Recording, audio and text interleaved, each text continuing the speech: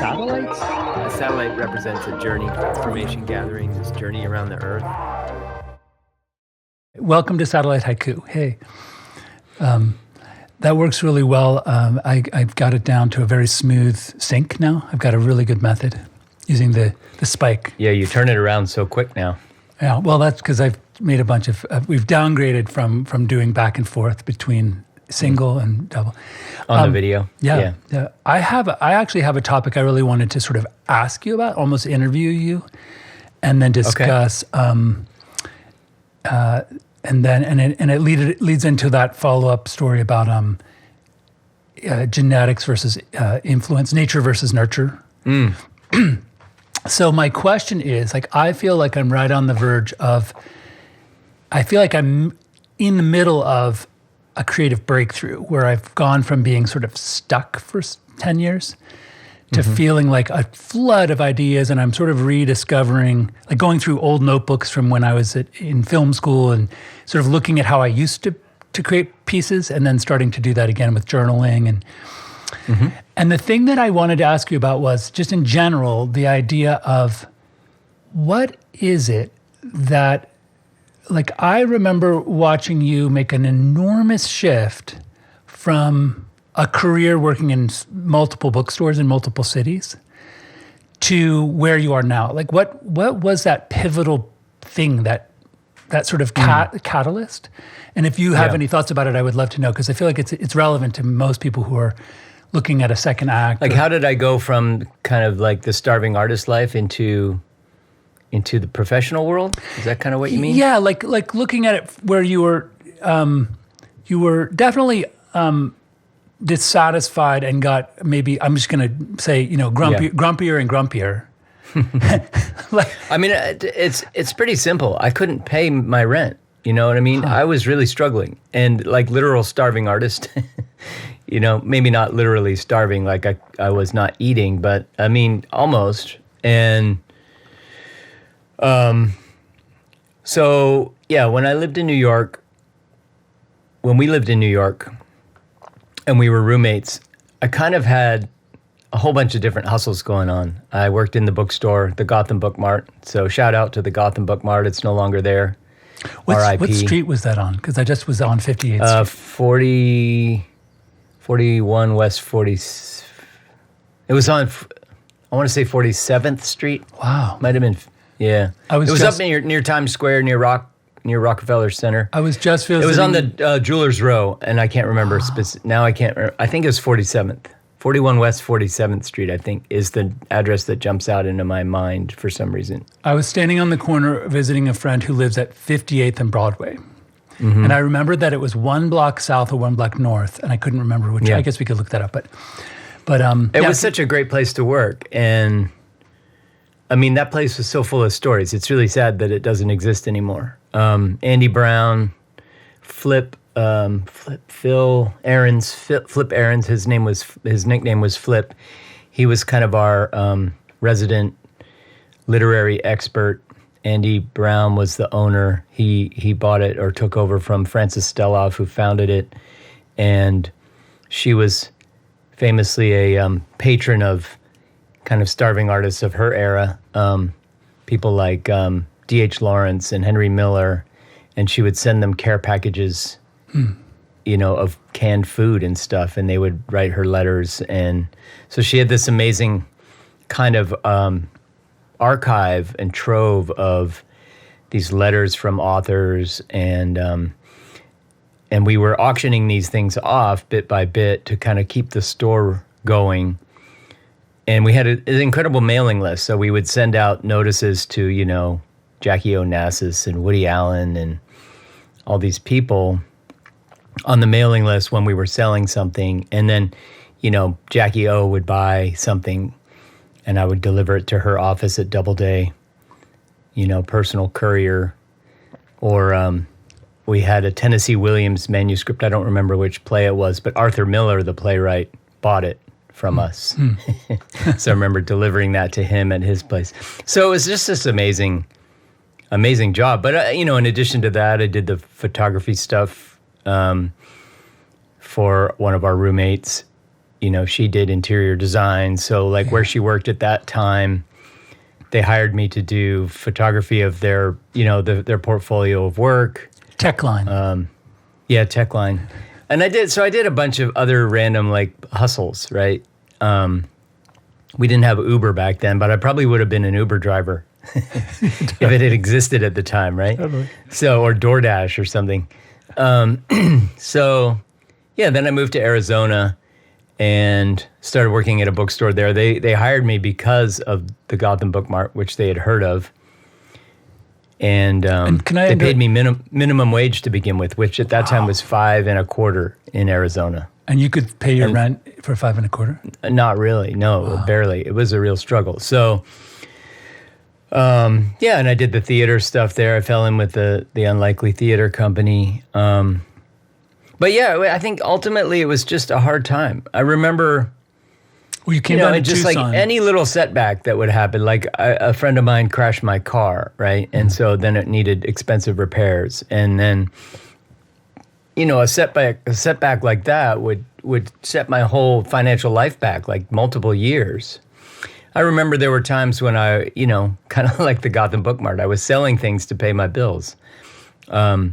I sold a bass guitar. Not that I played bass anymore, so it was easy to sell. But It was a flying V. Was it a flying V? It was the Flying V, red. I sold that to pay, an electric really bill heavy. one time. Like I put it on and really it kind of heavy. hurt my neck. Like it was like, Yeah, I mean, it was, it was overdue to get rid of that thing. But I sold books because I collected books when I worked in the Gotham Book Mart and at Changing Hands in Tempe. I had, I knew what was valuable, so I would buy used books, first editions, and I would sell them. Sometimes I had a first edition of the Satanic Verses. I remember that I really was sad to part with, but I needed to sell that one day. So yeah, I mean, it's as simple as that. Yeah. So first of all, with the flying V, I remember in your room back in. I remember one thing about that was so annoying is I was a guitar player and I would always sit down to play, and if you sat down, the flying V slid off your lap. Like it wasn't. It wasn't good on your lap. No, I guess it was made for standing only. Good or something. standing, you couldn't play it but on your super leg. uncomfortable. Yeah. And then it was so heavy. It was pulled on your heavy. neck. It was like the weight distribution of it was totally fucked. Like it was not. It's not a good instrument. It looked good though. It looked. If you had like cool. curly hair, like in a leather pants. It would look really if I had hair, like you would have been a good guy to. Yeah, you had the hair for it. I didn't. I never did. Okay, so here's yeah. So I remember you and I one time. This is just a weird, funny side note, but I remember you and I in the stairwell playing music in New York and having this conversation. We may have talked about it on the podcast before, but we had this conversation about like, what if our sort of artistic dreams don't work out, And I said at that time, I remember saying, well, I guess I could go work for a company, right? Right, yeah. And I just had this naive kind of idea that it wasn't that hard. Like nobody I knew who worked in corporate jobs was very smart into my judgment, to be in my judgy hater self. I just was like, these people they're not like brilliant people. Obviously, like companies don't need you to be brilliant. And what they do seems kind of boring and easy. Like how hard could it be? Like it never occurred to me that you go to school for that corporate job. Like they care what you majored in and stuff. So that wasn't a thing that I was even thinking about. So, but the funny thing is that's kind of how it worked out. Like I kind of backed my way into, the company world. Okay, so here's what I'm kind of after in terms of grilling you. Not grilling, interviewing you. Is we say can call it grilling. Yeah, because you say Gotham, Tempe, Changing Hands. Then you came down to Borders in Tucson, and I remember you were acted in a short film. Remember that with Larry? Tucson, yeah. You and your dog. Dog years. Did you get dog years? So Larry was the star then. So no, Larry was a side character. Rob Loomis's dog was the star, and then Larry had a small part at one point where me and one of the other bad guys tried to swap dogs, and we substituted Larry. We painted her white because the main dog was a Dalmatian, right? So like That's anyway. pretty funny because I'm so into wanting to like turn my whole neighborhood and yard into like a film set and just like start making short films. Like that's like Tucson really looks like a film set. Like I remember filming it, and just like there's so much of that city. You know, you see it with new eyes when you're looking at these things as sets, as setback, backdrops for this scene or that scene. We would drive around doing location scouting, and it was just like, man, Tucson's cool. I wonder what was like. I look back on that and think, I remember being overwhelmed as a father, and I remember feeling like I just didn't have enough bandwidth to like. But if I look at if I were to take me today and put me back with you as a friend when you were working on the film, I would have been on that film set every single day. I would have, and then we would have done our own and kept going. So it's interesting that when we lived in Tucson together, we didn't hang out that much. Yeah, it's true. And maybe it was because of that. You were like in the thick of fatherhood at that time. Yeah, and I was kind of a little overwhelmed, but a combination of overwhelmed and dedicated, like super dedicated to sort of being there every second, but maybe at the expense of giving up like my own kind of dreams and work cycles and creative cycles, But okay, so here's what I'm kind of getting at is, I remember then you moved back to Pennsylvania, and I feel like I don't remember what you were doing there, but you went to work for a web company, right? Yeah. So the way that kind of happened was I was in Tucson. I started working for Borders, and that was kind of like going to work for the Borg, the enemy or something, right? Because I'd worked in these independent bookstores, and Borders at that time and Barnes & Noble were like the corporate bookstores that we just didn't like. And they were the enemy of us independent bookstores, but they paid better. And they had like a management track. Like the bookstore I worked at in Tempe was owned by a collective, these 6 owners. Oh, yeah. And they're, like you were never going to be a manager there because there were 6 owners, right? They were the managers. And so like I was making minimum wage. I think I graduated to just above minimum wage at some point. And, I went to Borders in Phoenix, and they had like an assistant manager job that they hired me for, and that paid like twice as much money. And I still got to be around books, right? So it was like, cool, I love books. And, and I will say that at that time in Phoenix, and then the Borders in Tucson, when I went to Tucson, worked in Borders there, and I could pay the rent on my Borders salary. I had a 2-bedroom apartment in Tucson that I could afford easily. And because it was affordable, I mean, this is super interesting to me in a way, because it kind of speaks to just how jobs should be in America. Like, the people who worked at Borders were book lovers in Tucson, especially, because you could afford to live there. Like, it wasn't like somebody's third job, right? Yeah. And so it was just people who wanted to work in the bookstore because they liked books, and you could afford your life. But anyway, so then I moved. Actually, what happened was I started visiting. I visited the Bay Area a couple times when I lived in Arizona, and I just thought that is the best city in the world, San Francisco. Because I had lived in New York, and I loved the metropolitan life of New York. I love New York as a city. I think it's an amazing city. And then I got really into the outdoors in Arizona. Like the city of Phoenix kind of sucks, but I thought, but you could drive an hour or two into total wilderness, and the night skies there, and we talked about the outdoors and camping and stuff. So I got really into the outdoors. So then I went to California, and I was like, holy shit, here's this amazing city that's, it's not as big as New York, but it's cool in its own way. And then and metropolitan in its own way, and it's an amazing food city and all that.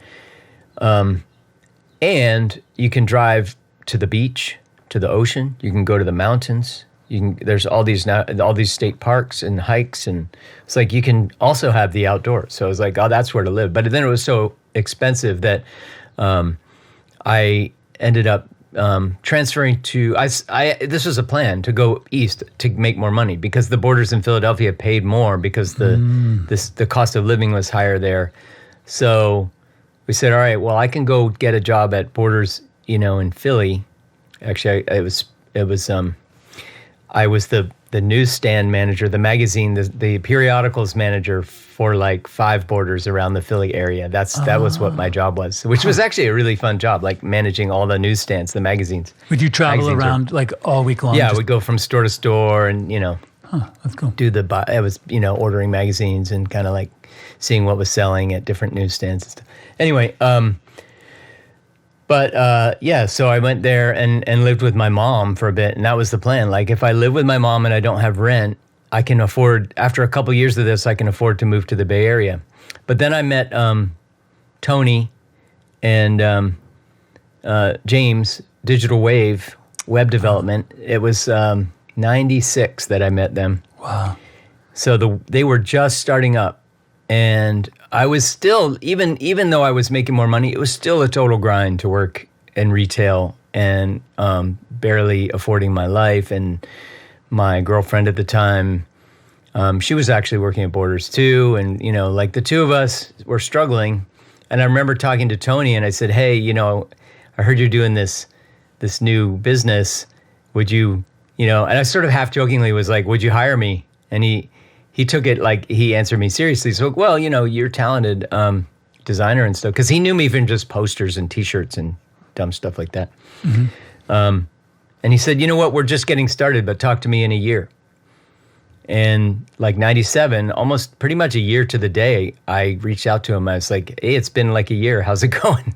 And he's like, actually, we could use you. And they hired me. And so that's great. Tony and James and Digital Wave was kind of my entree into this tech world. And it blew up, obviously. The web blew up. There was no such thing as having any experience because it was a new thing that hadn't existed, right? So it didn't matter what was on your resume. They just were looking for, all these companies were just looking for people who seemed smart or talented at something. Flexible, if you weren't, learn. Yeah, I mean, there were programmers and stuff, but so I just started doing that. And then it became really easy to move to San Francisco because that was kind of the epicenter of all that. Did you feel at any point there that you had given up on like you had done what we talked about in the stairwell and it sort of sold out? That's the question. Like, 100%. You felt, and did you drag along like a weight on your shoulder? I think I was in denial of that for a long time. Like I don't think I thought of it as having sold out. I think I sort of like fooled myself into thinking I was working on stuff on the side, but my life was busy. The thing about working in a bookstore is it doesn't use your brain power, right? Mm-hmm. And so it's like I had all this leftover energy at the end of the day to write plays and stuff for the Unlikely Theater Company or, and I was doing a lot after work on the side, and having deadlines and people expecting stuff from me and stuff like that definitely helped. And I think maybe if I'd continued to have that, if I had looked for that actively, some writers group or something that was like giving me external pressure, because I didn't have any more external pressure. And then my brain was busy all day long doing this stuff. And I think it was just, I think I fooled myself for a long time into thinking that I was still living on, this sort of creative life in some way. But my job required, creative energy and all that. So it was, and actually a lot of the work I did for years was interesting work. Like these were really interesting problems to solve. I enjoyed wrestling with the stuff I was working on, I will say. It wasn't like complete corporate drudgery. I liked what I was doing. So I don't know, at some point I think I realized that I wasn't working on, like I think it was maybe later, I think once, I don't know, you sort of like take on these things. I don't know how you feel about this, but like once I got married and had a mortgage and kids and stuff, then I felt like really locked into that life. I think maybe that was it. Like I always sort of maybe had this idea that I could just escape that life at any point and become that starving artist again if I wanted to. Yeah. But then once you have a mortgage and kids and tuitions and daycare and a partner and all this, like, I was like, oh shit. I need to actually, and the Bay Area is really expensive. So I think part of it was that feeling like, oh, now this is my life. And at some point feeling a little bit trapped into this life that I've chosen. Yeah. Thanks for sharing that. I'm going to go back in time to when, because I'm having this kind of like, keep looping back through my say early 20s, Yeah. I remember like 1990, sitting on the floor in one of those Tisch buildings off of Broadway near Washington Square Park, and it was like Animation 101. Yeah. And I was like a communications arts major, and I snuck in the back door. Like I would always apply for a class, and they'd be like, "Ooh, you're not like that's not your major, so you have to go get permission from the department head or something." And I would always have to go and show a portfolio, and they would let me in, if there was a space. So I'm in Animation 101 with a bunch of animators. And this woman, I remember her name, Lori Loeb, and she did dance films, like art dance films, like up in Saginaw, New York. She'd have a bunch of people dance around in that like stone. There's like a guy that built like a bunch of stone walls, and it's really beautiful. So like very artsy, 60 millimeter films. And she was having us lie on the floor with big sheets of newsprint. And then we had a jar of, India ink and a brush, like different brushes, like Japanese brush or something. And she'd say, I want you to fill the page without judgment, just fill the page with 50% ink while I'm talking. She would give us a lecture, right? And so we're just sort of doodling with this ink, and we're not like judging what we're doing. We're not trying to make anything. And I remember she said, if you've selected this path as an artist, like as a creative being, and you're going to like identify as that, you're going to go through your life, and there will be a negative voice or a series of voices. Maybe they're aunts and uncles or parents, but you're in your own head. There'll be a voice that says, that's not worth doing. That's a waste of time. That's not worthy of the paper it's written on, blah, blah, blah. And it'll be there. And she goes, it will never go away. But what I've found is that you can drown it out by just producing things, like working. Yeah. And then you get excited about that thing. I never internalized that, or I never had anybody say that to me in such a clear way. But like more recently in my life, I've heard different versions of that really resonated. Like Ira Glass was on some podcasts a couple years ago. I think it was Mike Birbiglia maybe. And he was talking about that challenge of being an artist, or like a kind of trying to become an artist, right? Trying to produce art. And he said that the way he put it was like, the way he just sort of talked about that negative voice was like, it was really, really specific in a way that really resonated. He said, one of the challenges is you become good at identifying good art way before you become good at making good art. So you can tell that what you make is bad. And it's so hard to push through that as an artist, because like, what good art looks like way before you can make good art. Wow. And so like you make stuff and you go, that's bad. And you go, I guess I'm not good at this. And then you stop. And so he said, the trick to being an artist, to becoming an artist, is just being willing to keep making really bad art that is bad. Like produce bad art over and over and over again, and eventually it'll become good. But like, it's so hard to make yourself make bad stuff over and over again that is bad. And that to me that hit home so hard. It was like, because I would draw these things or write these things, and I would go, God, it's just like, I was talking to my daughter the other day. Oh, there's an autistic guy on TikTok, and he's one of these sort of like savant autistic types, and his like singular savant skill is drawing like these cartoony animals, right? But he draws them like a computer would draw them, and so like his TikTok channel is him and his dad.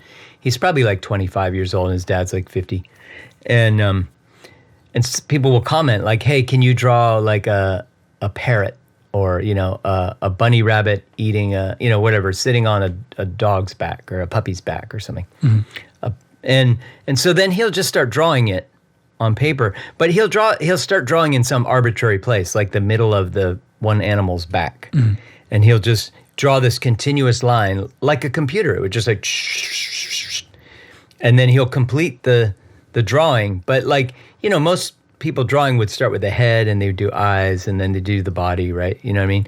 He literally will just start, like he has the picture in his head, and it's like he's printing it out, like his hand is just rendering what's in his head. And I remember thinking like, holy shit, that's how I used to think drawing should be when I was a kid. Because I would have this idea in my head. I'd have a picture like, oh, I want to draw an astronaut. And I would start drawing it, and it would be shit. And I'd be like, I can see it in my head. Like, why can't my hand make it? Well, it's the same with writing or anything else, right? Like you have this, you know what a good sentence looks like or a well-written character or whatever. And I was like, why can't I do that? I know what it looks like. Why can't I do it? Yeah, so I don't know. That resonated with me. But like, I think it's right. You find a way to keep making stuff. That's helpful. It made me think of this. There's this guy. For some reason, I can't remember names, like celebrity names very well. But the guy, he's a guitar player, sort of pop star from the '90s, who was from Athens, Georgia, and he's really good at the guitar. Like now, I follow him as a guitar player, but he wrote a lot of pop songs. You know this guy I'm talking about? Is it John Mayer? John Mayer. No. Yeah, John Mayer. Is it? Yeah. So John Mayer's I didn't know he was from Athens, Georgia. Yeah, John Mayer's being interviewed about songwriting. What a music city that must be. Like there's so many bands and artists from Athens, Georgia. Anyway. Pretty sure he's from Athens. Anyway, so he's saying exactly the same thing. The guy who's interviewing him says, "How do you write so many good songs?" And he goes, "I've thought about this over the years." And he goes, "I've met a lot of other songwriters and watched them work." And he goes, "I think my magic trick is I have a higher capacity to tolerate shit coming out of my mouth." And I trust that everyone has a sewer pipe, like a bunch of sewage in the pipe, and you've got to push the sewage out until the good clean water comes out. And he goes, I just think I have a higher tolerance for waiting until the sewage is out because I'm excited to see the clear water come out of the pipe, and that's when I get excited. And he goes, other people give up during the sewage section, and I just don't. And I was like, okay. Yeah. So I think that's it. And I think that I'm only starting to kind of learn that now. And I do feel like I have, my daughter has ADHD, and she, most ADHD is hereditary. And like the more I learn about ADHD and, firsthand from her, secondhand from her, the more I witness ADHD symptoms. And the more I learned about it, like having a diagnosis for her was super helpful because we used to get really impatient with her and we would get mad. And, like a kid with ADHD, you send them to go brush their teeth in the morning. And, with my older son, he would brush his teeth and then he'd be ready for school, right? Well, like you send my daughter into the bathroom to brush her teeth and you go in there 15 minutes later and she still hasn't done it because she's, gotten sidetracked with something and she's making faces in the mirror or whatever, right? Like, you know what I mean? And so, so having that diagnosis was hugely helpful to feel like, oh, her brain is just different. Like, I don't get impatient. It helped us probably more than it helped her to have that diagnosis because I don't get impatient with her. I don't get upset. I don't get irritated. I just understand that her brain is different. But the other side effect is I think I have an ADHD. I don't think maybe I'm as extreme as her. I don't know but I bet if I went and had an assessment, I'd probably be assessed as having ADHD because there are certain things. And finishing stuff is really, really hard for me. Like I get halfway through things or 3/4 of the way. It's amazing how many things I'll get, really like 90% of the way through. And I go, okay, well, that's good enough. So like that 90% mark is hard for me to get past for some reason. I don't know why. I just send in some stories for the first time. I sent in a story to a few different publications for the first time in years. And it was such a hurdle to make myself do that, to decide that story was done enough to send out. And I probably have 100 stories that I've written that are at the 90% mark or the 70% mark. And I just have such a hard time getting them past that for some reason. That's really interesting. And I raise my hand. I'm ADHD. I mean, I've never been diagnosed, but it's so obvious. Like I've met with a therapist and they've been like, dude, like we don't even need to take a test. Like, and luckily, like I take a very mild antidepressant. And that's what they prescribe for ADHD for adults. So I'm already like, my psych said, oh, you're already on what I would give you if we were to give you a diagnosis. Oh, interesting. So yeah, I mean, maybe that is part of what has unlocked you at this point in your life a little bit. I don't know. It could be. But okay, so I'm going to make a leap, remember when at the beginning we wanted to call our podcast The Weave. So I am going to weave it back around to me asking you. I was listening to our last episode and it was but last couple of, and they're so weavy. I love it. Yeah. Anyway. Okay, so here's the thing, because we're talking about art and catalysts and making like a shift, and like at what point along the timeline, and if you think of like the hero's journey, like what is it that thing that propels you to make a change and not go back, like not to. In fact, Carlos Castaneda, I did an illustration for an article about a writer who tries to meet with Carlos Castaneda, Okay. which I think was in Yuma, or maybe he was already dead. This was back in the 90s, and it was for the Utne Reader, and it was the cover. And it was a guy who was dying of AIDS. He had HIV, and he was going to meet with, or going to investigate Carlos Castaneda's like sort of cult. Like he had a cult of people that taught this like martial arts, and I don't know, and it was a whole thing. But so he goes there, and I can't actually remember. Maybe Carlos had died, but it was probably like 1994. So we could look that up. But basically, I remember the thing that struck me was that he said the guy asked him, well, what's kind of the secret to life? And he goes, we're like at a record player when most of us are stuck, like when a record player keeps going around and it just is jumping back to the same spot. And he goes, the trick is to just lean in, to notice that it's stuck, to lean in and lift the needle arm up and move it over just one groove. Yeah. To jump the groove to get back. That first thing, noticing that it's stuck, I think is so key. Right. Because you started this off by talking about how you felt stuck for a long time. But I don't know whether you knew that throughout that whole time, or there was some point at which you were like, wait, I'm stuck.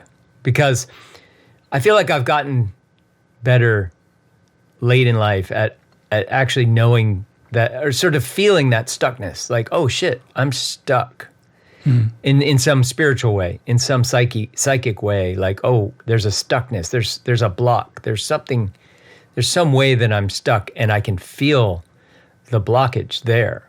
And so noticing that is huge, I think. I don't know, is that something you noticed that whole time?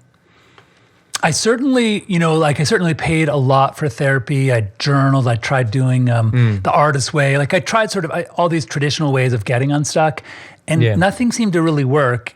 And so here's my jump, the groove thing.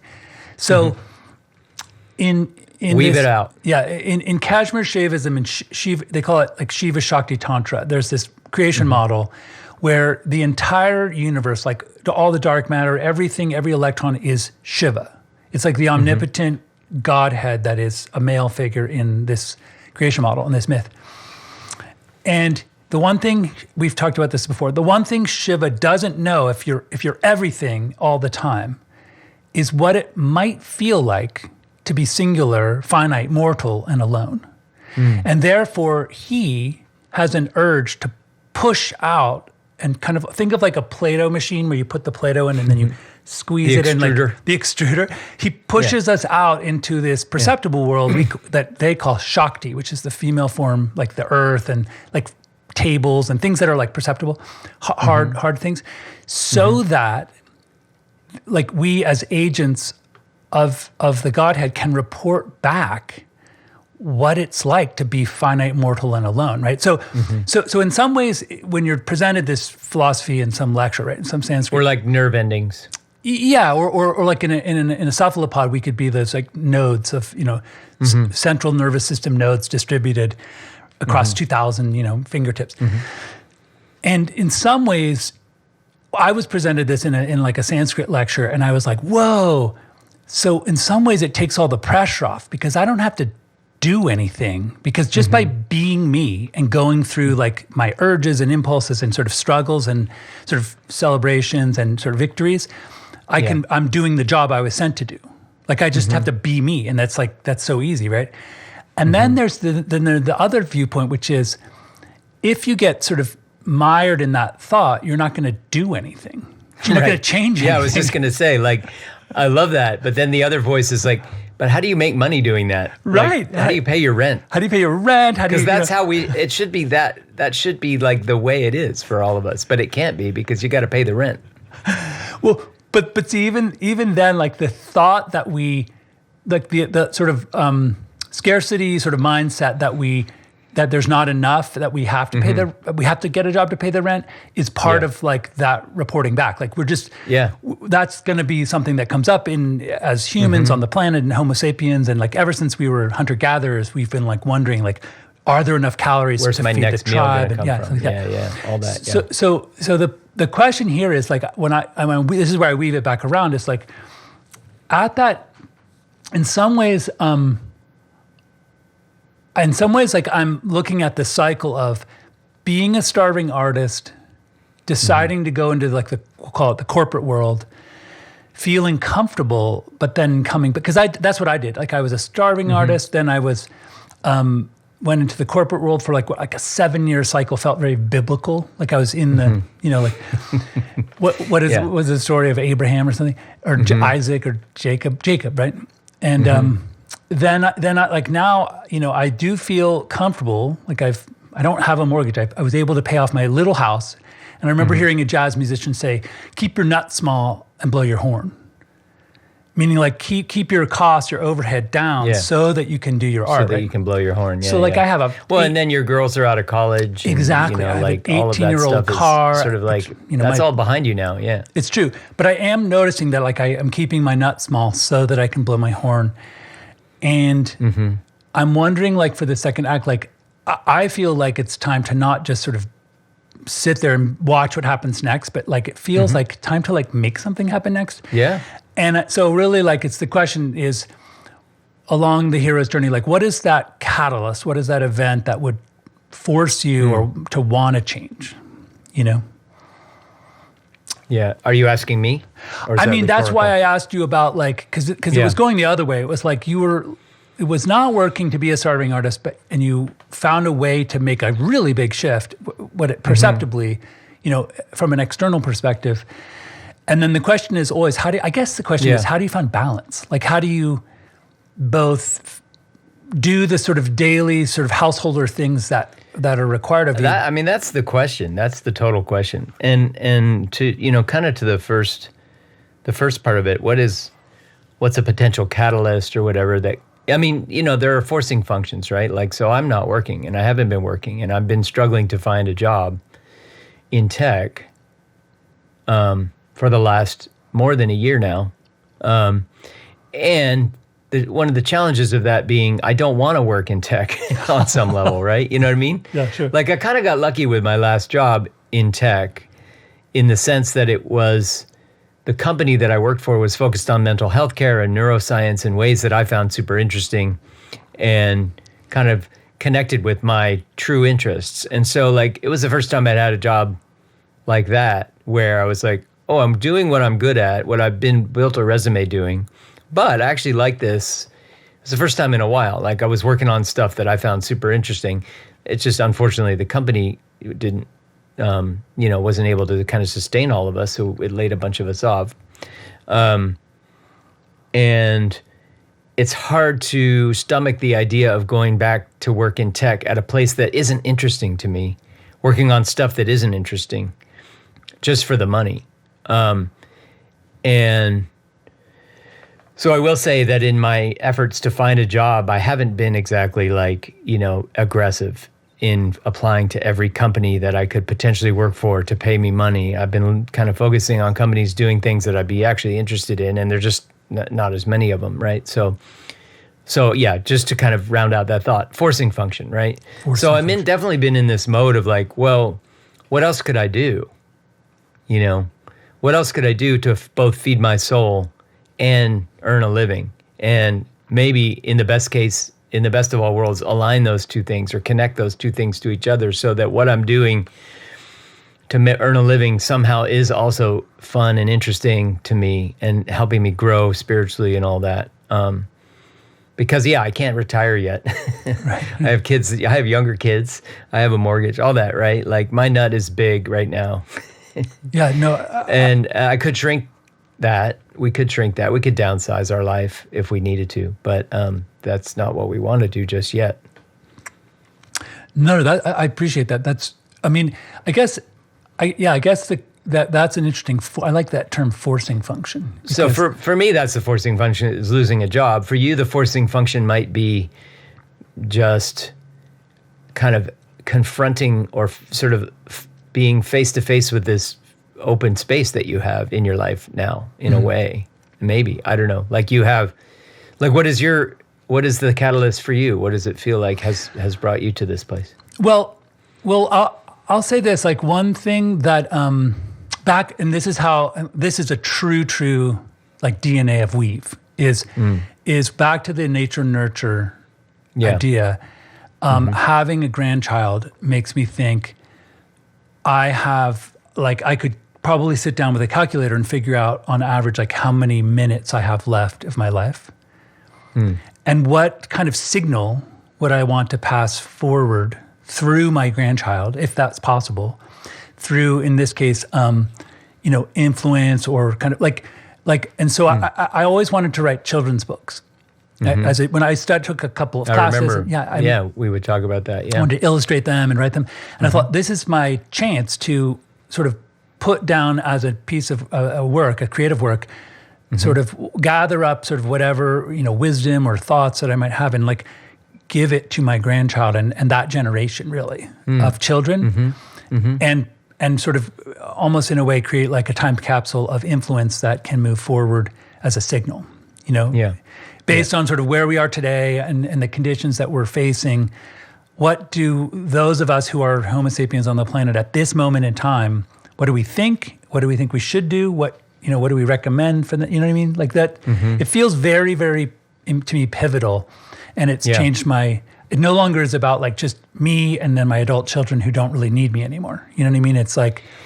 And it's interesting the way you phrase that. Like, what signal could I pass through that person or through to Metzli? It wasn't like, what could my legacy be or how could I be remembered? It wasn't about you. It was like, the way you framed it was about that generation, not about like in some egoic, how can I live forever? Well, in some work of art or something. Yeah. I'll be perfectly honest, and this is like very personal, but like as an artist, the most successful works that I've made, if I were to sort of whisper in the background, like I've felt like I was just an open pipe and it came from somewhere else through me. Isn't that out interesting? Into the world. I would agree. Like, and it's the easiest stuff to make when that happens. So magical, and there's no work involved in that. It's the weirdest thing. Like, it's so, for me, it has been so rare. There've been so few of those, but when it has happened, like we did Shuffling Feet like that, right? Yeah, it just like came out of us one day. I want to. By the way, I want to have an episode where we listen to a song together, like Song Exploder or Sound Exploder, Song Exploder, and we talk about where we wrote it, how we wrote it, what we were thinking about. Because you said it came out of us one day, but what actually happened was you went to Europe. Yeah. And I missed you in that summer, and you were like traveling, like cutting the balls off of cows or whatever. Like, wasn't that little piglets? Pigs in like the mountains of Switzerland or something. And it seemed so romantic. And when you came back, we put those two. We synthesized our kind of emotional nostalgia together. Yeah. You know what I mean? That was it. And we may have talked about. I mean, like maybe we should save this conversation, but like I think we talked about that spark a little bit, but then the song kind of just flowed. I think I had written like a little riff while you were gone, and I had a riff that you were like kind of playing with, and then no words could come to me. I just had this riff, and then you sat with me, and you had this whole song come out. This whole lyrics. It is funny, but like you say, those moments where you feel like you're just a conduit or a channel for something that needs to manifest in the world, and then it does through you. It's a totally different experience than kind of slogging your way through a thing that you're trying to finish for somebody or even for yourself. Yeah, it's interesting. Just one thing I wanted to touch upon since we're talking about playing the guitar. So my wife has been, we're doing a trade with a musician in town who teaches vocal lessons. And she's taking these lessons, and one of the things that was recommended to her is that she pick up the ukulele. So we have a Mexican filmmaker who left town, and he gave us a ukulele. It's a really nice one. So for some reason, she just, we have tons of guitars, but she just loves this ukulele. Yeah. I mean, she's buying a case for it. She had and she'll practice for like 3 hours at night, just singing songs on the ukulele. Yeah. Wow. And I'll I'll listen, and then I'll just pick up my guitar and we'll sing along. For some reason, she picks very difficult songs, like a U2 song where the syncopation is really hard. And like, I'm like, whoa, like we should be singing. She's like, got that innate Latin rhythm maybe where she has no problem with it. but like, I'll be like, I never, Like a 5/4 beat on top never of a tried to do a 3/4, cover of and this you're just song like, how because- does your brain even wrap around that? and then Yeah. I was like, I'll listen to this. I forget the name of the song, but it's a U2 song, and Bono is just. I listened to it and I'm like, I've never really studied this song, but the way what he does with the lyrics, like where he comes in, is so interesting and unique. Do you remember 10,000 Maniacs? Yeah. What was that woman's name? Natalie Merchant. Natalie Merchant. She had this ability to start and stop a line in the middle of a sentence. That was just her own style. I've never heard anyone else do it like that. And it pushed and pulled you like a poet who hits return. You know what I mean? You know what I mean? Like plays Right, they with. were like line breaks. There are line Yeah. breaks that are actually really designed interesting to line like breaks. throw you off or make you think or Yeah. do things. And so Bono's doing that, and I'm like, I turned to Julia, to my wife, and said, "Wow, I've never studied this song, and it's super hard for like a novice to like." She's trying to learn how to strum this complicated strum and sing and stay on beat and do the melody. Right, and she's chosen to bite off a song that has a very challenging syncopated. And I was like, maybe go back and do, This Little Heart of Mine again, but until you get really comfortable with the guitar. Anyway, so what was my point? I'm yours. That's the ukulele song everybody learns. I'm yours. I'm yours. Yeah. It's cool. But so even like we tried to do, there's like this, it's a cover by Robert Plant and it's Swinging the World by the Tail. Bouncing, Killing the Blues. It's called. It's not. There's a ton of covers of it, but I said let's do that song, and then I also said, wow, he's like they're like waiting a beat and a half before they start, and it's like it's just so difficult to do if you're also trying to strum. It's like rubbing your stomach and patting your head at the same time, and then trying to say something like that. It's really hard. No, I know what you mean. I'm not. I go to these song circles with. Folks, from the sort of the ceremony circle, and we have like little shakers and stuff sometimes, and we'll be singing these songs. But like even just doing like a simple shaker rhythm sometimes, if the melody has any new like interesting, slightly unusual timing to it, like it's really hard to just even do a standard shaky shake for me. Do you Not remember? that guy. Do You're going to bring up Don Dillard? Yes, I'm gonna bring up Don Dillard. Yes, I totally remember. Yeah. He just was so frustrated with us because we couldn't do what he was asking us to do rhythmically. Yeah. I feel like in high school, people would vote like in America, and they'd say the hardest class was art history because you had to remember all these names and dates and stuff. And then in college, I feel like the hardest class was always organic chemistry. Like everyone was like, ugh, you either hate it or love it. And I feel like for me, the hardest class was Music Theory 102. Like it was where you had to remember that you had to do the conducting, pat the beat of the melody on your left hand, and then sing do re mi fa like that.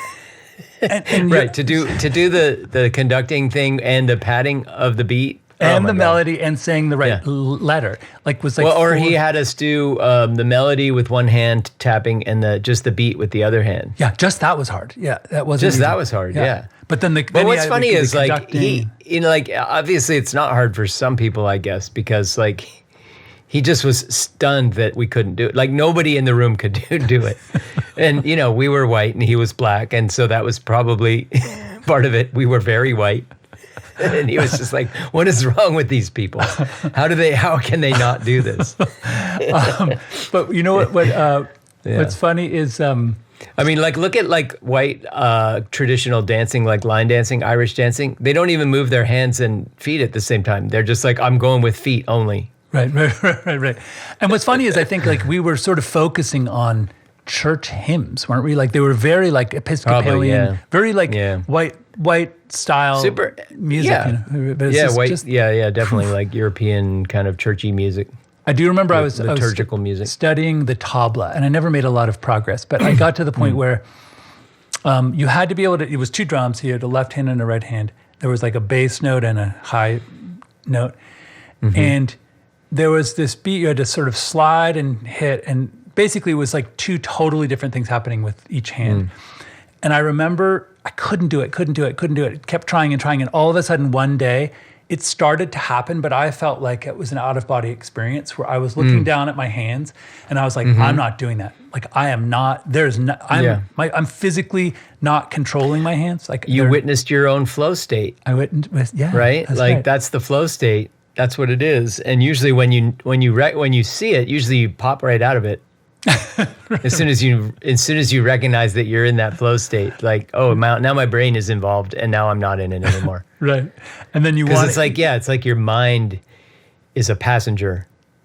you want to get back into it. And so suddenly your badly. mind becomes the driver again. You're like, oh shit, I'm not in the flow state anymore.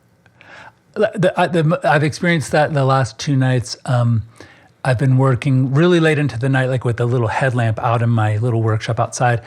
And I'm trying to put together a tilt shift rig where I have this old Ukrainian Soviet lens, medium format lens on the front of like these uprights.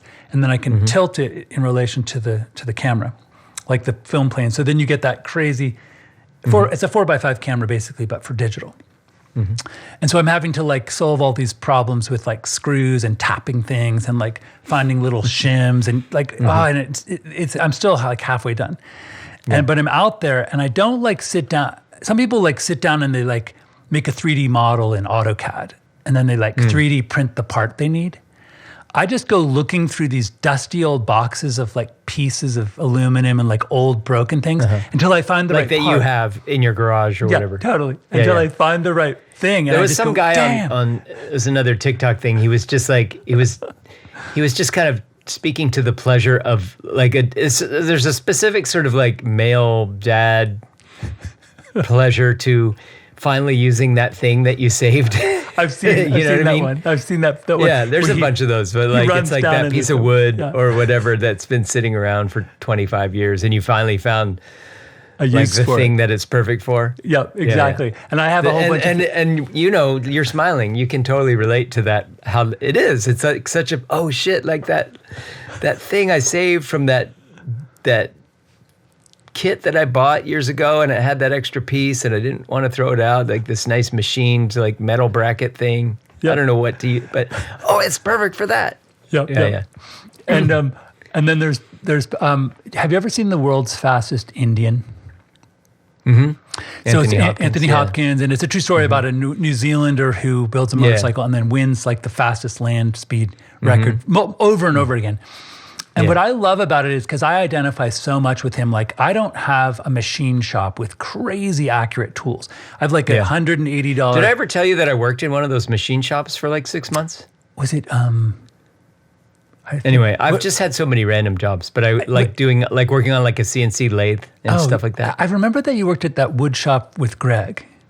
No, that was a wood shop. Yeah, there was a guy that I was friends with this was when we moved back to Pennsylvania. Oh. And it was like in Bucks County, and it was just this couple that my girlfriend and I became friends with. And he had a machine shop that he had inherited from his grandfather. And then he worked there under his grandfather, and his grandfather died. And then he just didn't. He was looking for somebody to hire, and he was having trouble finding. And I just offered like, oh, I can come help you. And so it was a small machine shop, but he had like one really high-end CNC lathe. But then he had old school hand lathes and stuff. So we would like just like hand lathe these parts to these. It was cool. It was really cool. Like you'd sort of like I'd have to drizzle like cutting oil onto like the metal thing so that the blade wouldn't get dull. And so I'd have one hand kind of drizzling cutting oil and I'd be pulling down the lever really slow, and you'd set up these like, I forget what you call them, but gates and stuff so that it would stop at the exact right moment. And it was like, you'd use these calipers every 10 pieces or whatever to make sure nothing shifted and, test that down to the micrometer. The thing that I love is there's this kind of, you need both like this engineering precision and then just like a feel for it. Like, you know what I mean? Like you're talking about like pulling, you could make it so that anyone could do it. But then there's also like, well, that's what exactly the CNC lathe you would program it in. Yeah. He bought this lathe and that was, it had just a software interface and you would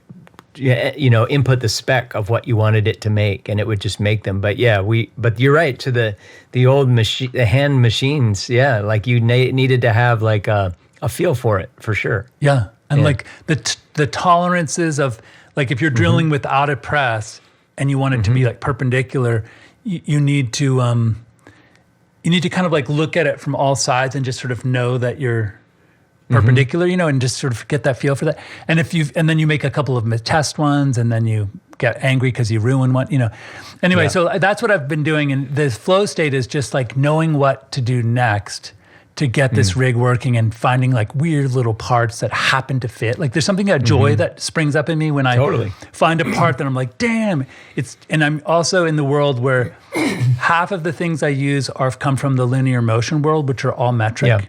Like I was going to say millimeters. And then the other ones are imperial. And this is like super, like you go to the hardware store and like everything's like in the photo world, it's 1/4 or 3/8.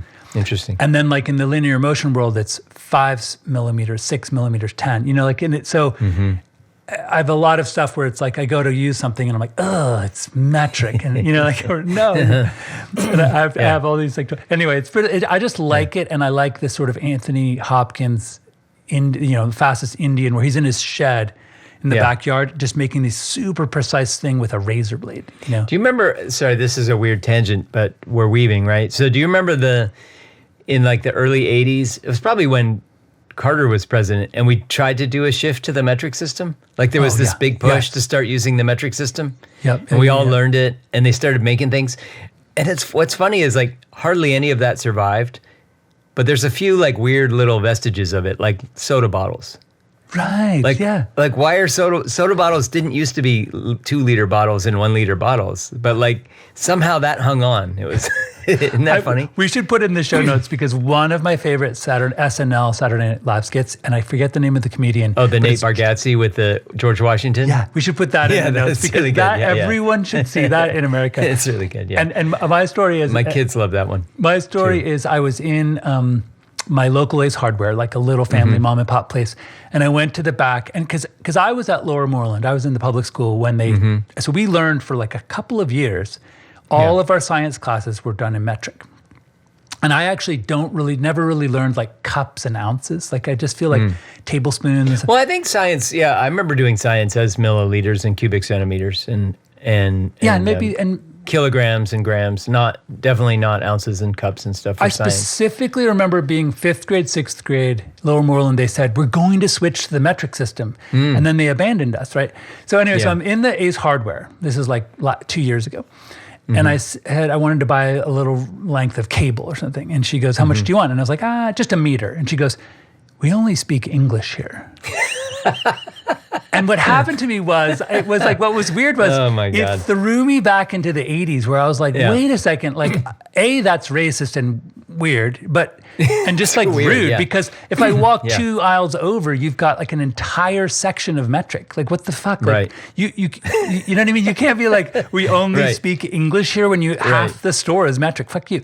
So anyway, I felt like really sad, like I was going to cry a little bit, and I was like, they abandoned us. Like I was taught metric, and then they pulled the rug out from under us. Reagan, I think it was Reagan, was like, "Fuck that guy Carter and his metrics." You're rubbing salt in the wound. His solar panels and Anyway, it was funny. Yeah, it's interesting how some of it hung on, but not much of it. Because I do remember starting. Like I don't know if you remember it the same way, but what I remember is it was going to become our, we were trying to adopt the metric system, like widespread adoption of the metric system. That was the plan. It was like, it was introduced to us like, oh, we're going to switch to the metric system. Yeah. I mean, billions. And it wasn't like, oh, we should learn metrics as an alternative. It was like, we are going to switch stuff. I mean, like 2 examples of waste on the planet that simply could be, so 3 examples. Daylight savings. So look at that. Oh, that's interesting. I don't know why.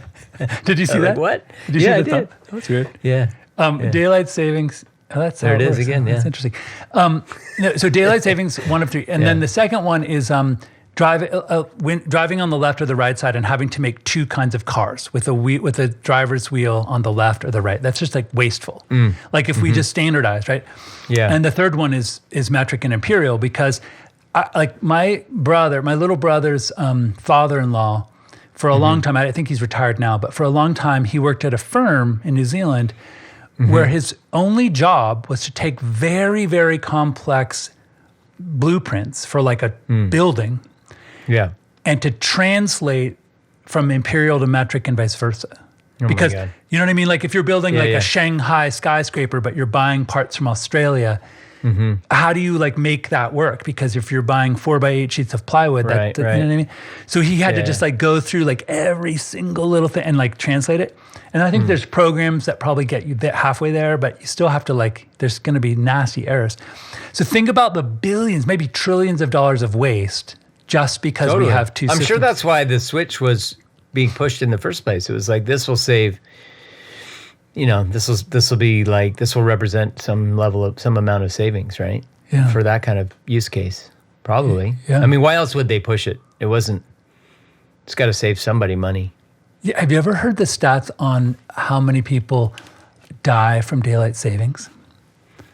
No. Like elderly people who have a heart attack because it's really disruptive to move an hour every other, halfway through the year. Like they're losing sleep and stuff? Yeah, like they just they lose sleep, and then that's enough to push them over the edge. And like, so there's this, even I remember Marco Rubio. Well, I would say like waking up my kids when you lose an hour of sleep, like it sucks after daylight savings for like 4 days or 5 days of like, man, like I don't like getting up right now at this hour and now I got to wake my kids. It's dark outside. Yeah, and I have to remember. They feel like it's the middle of the night.